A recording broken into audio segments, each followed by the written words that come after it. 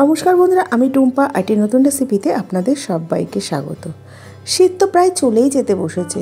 শীতের শেষে এই ফুলকপি বাটা যদি নাই বানাই তাহলে আর কি হলো। তাই আজকে ফুলকপি বাটার রেসিপি আপনাদের সাথে শেয়ার করে নিচ্ছি।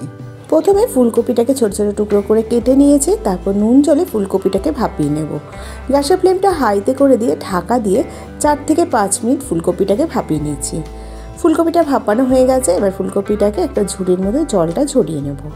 কড়াইতে সর্ষের তেল দিয়ে দিয়েছি। তেলটা গরম করে নিয়ে বেশ কিছুটা পরিমাণে রসুন ভেজে নিচ্ছি। রসুনটা লালচে করে ভাজা হয়ে গেছে। রসুনটাকে অন্য পাত্রে তুলে রেখে দিচ্ছি।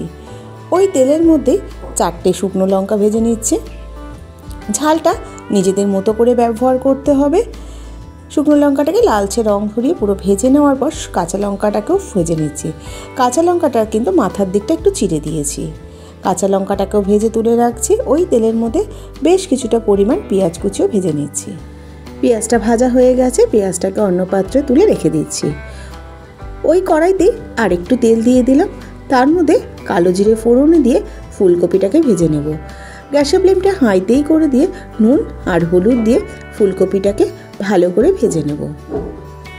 ফুলকপিটাকে অন্য পাত্রে তুলে রেখে দিচ্ছি। তারপর ফুলকপিটাকে ঠান্ডা করে মিক্সির জারের মধ্যে নিয়ে নিচ্ছি। সম্পূর্ণ ফুলকপিটাকে একটা মিহি পেস্ট তৈরি করে রেখে দিয়েছিলাম।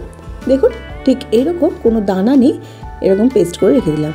ওই মিক্সির জারে লঙ্কা, পেঁয়াজ, রসুন যা যা ভাজা করেছিলাম সমস্ত ভাজাগুলোকে একসাথে পেস্ট করে রেখে দিচ্ছি। এবার তেল দিয়ে দিয়েছি কড়াইতে আর একটু সর্ষের তেল। তারপরে যে পেস্টটা তৈরি করেছিলাম পেস্টটা দিয়ে দেবো। ফুলকপি পেস্টটাও দিয়ে দেবো, আর পেঁয়াজ রসুন দিয়ে যে পেস্টটা তৈরি করেছিলাম সেটাও দিয়ে দেবো। সমস্ত কিছুকে আবার একটু ভালো করে কষিয়ে নেব। বেশ শুকনো শুকনো করে কষিয়ে নেব। এবার স্বাদের জন্য বেশ কিছুটা পরিমাণ চিনি দিয়ে দিয়েছি। এবার ধনেপাতা দিয়ে দিচ্ছি 1 মুঠো মতো। শীতের সবজি একটু ধনেপাতা না দিলে কিন্তু ভালো লাগে না। এবার সমস্ত কিছুকে আবারও গ্যাসের ফ্লেমটা হাইতে করে দিয়ে পুরো জলা ভাবটা শুকিয়ে নেব। দেখুন রঙটা কিন্তু কালচে হয়ে গেছে, তার মানে সম্পূর্ণ রেডি হয়ে গেছে। এবারে গরম গরম ভাতের সাথে ফুলকপি বাটাটাকে কিন্তু আমি সার্ভ করে দিচ্ছি। একবার এইভাবে ফুলকপি বাটা বানানোর অনুরোধ রইল।